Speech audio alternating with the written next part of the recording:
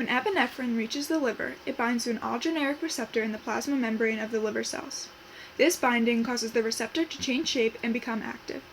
The activated receptor causes a cascade of events within the cell, starting with the activation of a G protein. The G protein binds the activated receptor, where it then releases GDP and replaces it with GTP. In transduction, the G protein travels to the enzyme adenyl cyclase. Once activated, this enzyme converts ATP into cyclic AMP, or CAMP.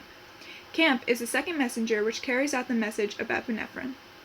The G protein then inactivates itself, and adenyl cyclase turns off and can no longer synthesize CAMP from ATP. Once CAMP is made, it continues the cascade by binding to protein kinase A. Protein kinase has a regulatory side and a catalytic side. CAMP binds to the regulatory side of the kinase, while the catalytic side is phosphorylated. ATP travels and activates the catalytic side, which then moves towards the phosphorylase. It drops off a phosphate group and activates phosphorylase. The activated phosphorylase can now activate glycogen by adding phosphate groups. This new glycogen breaks down into glucose molecules. Protein phosphatases then remove the phosphate groups from the glucose molecules. Without phosphate groups, the glucose molecules can be carried across the plasma membrane of the cell.